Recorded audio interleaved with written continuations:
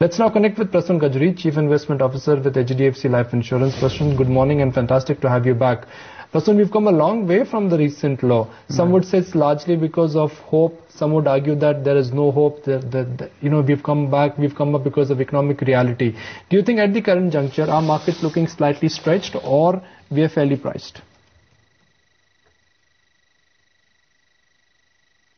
It's tough to exactly say whether it's overvalued or fairly priced. I think the way to look at it is like this. I think broadly one would say that things have bottomed out both in terms of growth and earnings. So clearly when things are improving, there are going to be phases when market run ahead of fundamentals a little bit and then they kind of consolidate, fall a little bit, again move up. So I think we are in that kind of a phase where you'll see these phases. As things improve, market will move up, but then some reality will dawn saying things haven't improved as much. There will be some consolidation, some correction, and again markets will try and catch up with fundamentals once things improve again. So assuming that this has bottomed out and things are going to improve from here, assuming basically a political scenario doesn't play a spoil sport when the central elections happen, I think this has become more of a buy on dips kind of a market. It's not a market where you want to go completely gung-ho and say I want to be completely in beta, I want to be completely overweight on stocks which are linked to economic growth. But at the same time, you do not want to be too defensive. And every time you get an opportunity to add something which is in so-called non-defensive sectors, it is a good time to do so at every dip. So I think that is the kind of nature of this market, and we will see this unfold over the next 6 to 12 months, assuming we don't have any negative surprises on the political front in the elections. Prasun, just taking a leaf from what you just said, ratings agencies have already started, sort of ringing alarm bells for India. Yesterday, S&P said that the sovereign ratings may come under pressure if the elections do show a hung result. Fitch yesterday said that the fiscal goals could be under pressure given the Congress setback. What's your take? How damaging could it be if it's not a BJP win?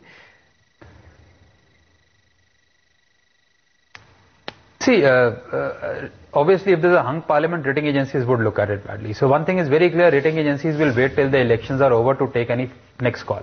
So I think that is quite evident. Now, yes, how Congress reacts to this, I think it will be very short-termish for Congress to react to these state election losses by ditching the fiscal prudence bandwagon. I don't think that is going to happen. I think the finance minister has gone on record on more than one occasion to say that fiscal deficit targets will be met, and I think they will be met, because even electorally doing something now is not going to yield results in 3 to 4 months, and I think that is very much evident. So in fact it may work the other way around. So I don't think there is too much of a fear of further fiscal imprudence from the government in the next 3 to 4 months. I am not really bothered about that. But clearly whether it's BJP or any other government, as long as we have a stable, strong government, I think it will be fine. I mean, one has to really appreciate the fact that the actions taken since September last year broadly have been fairly reform-oriented. Probably the current government is not getting enough credit for that given everything that has been happening around us. And therefore, I would basically hazard a guess that even if a similar government comes to power and these actions continue, I think that is pretty much good for the economy. So what we require is not a situation where we don't know who is ruling, where we are not sure whether the government is going to last 2 years, 1 year.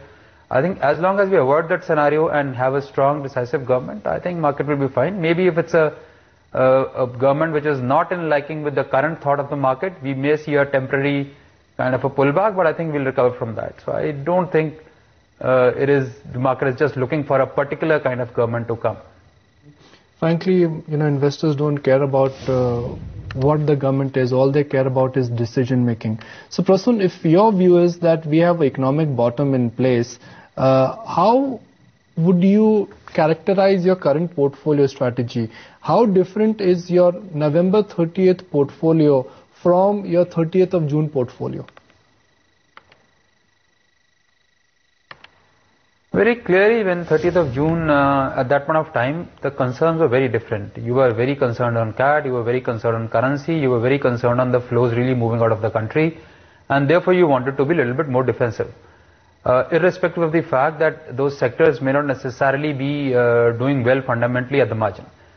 I think the situation now is very different. Obviously, current account is not a problem. Currency for the time being looks reasonably well under control.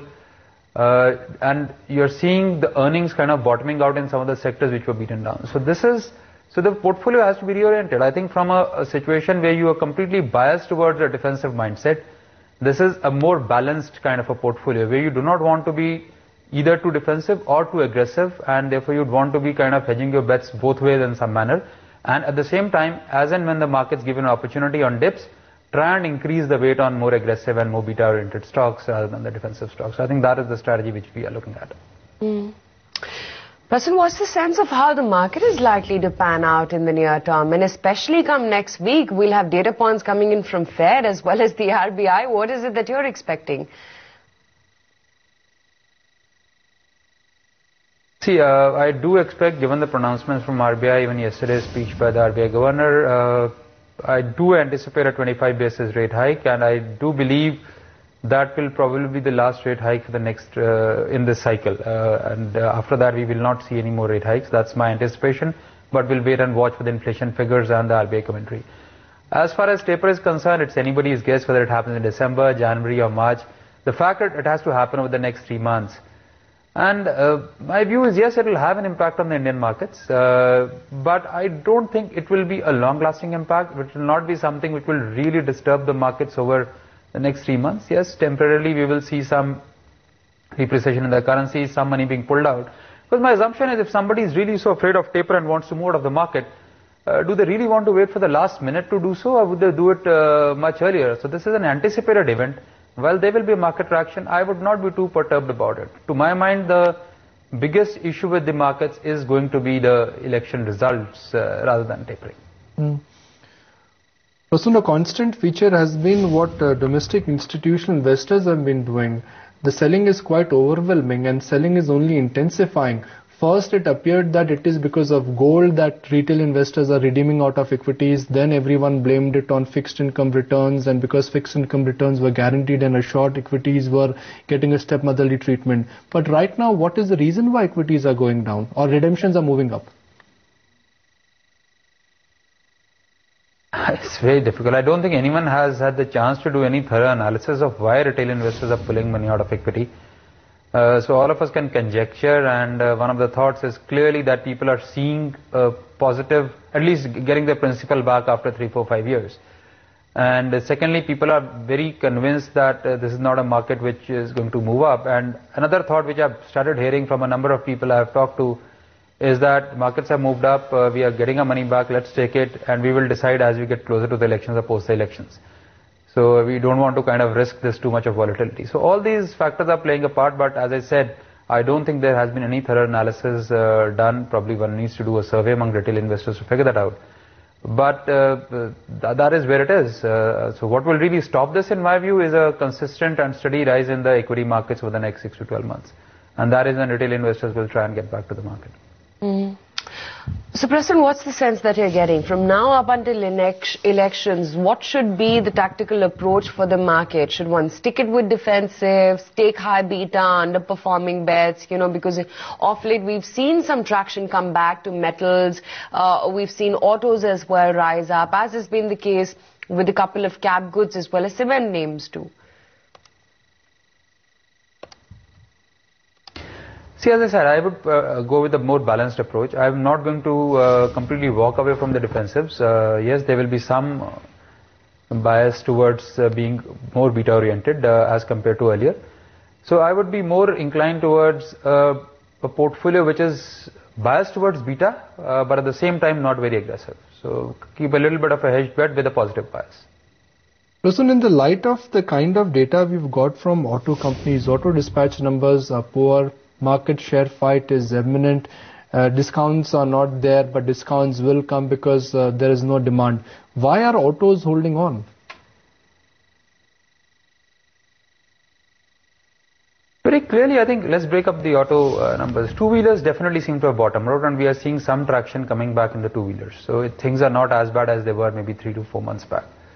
So that is one aspect. So two-wheelers are probably holding on because of that.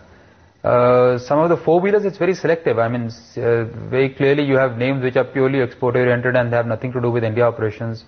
You have names which are very dependent on currency. So I think various factors at play here, plus the fact that people are anticipating that the rural markets will continue to hold on, given that tractor sales have been fairly good, and therefore that will translate into the two-wheeler sales as well as the lower end of the four-wheelers.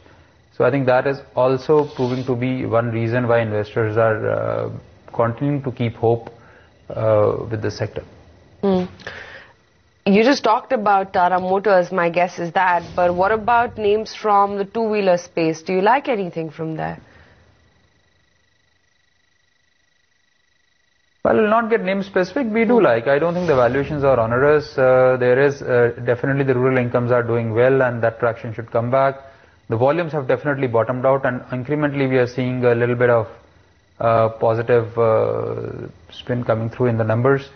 So clearly, in the context of the valuations, given the fact that the volumes have bottomed out, I will not be grossly overweight these names, but I would not want to be out of these names as well at the moment.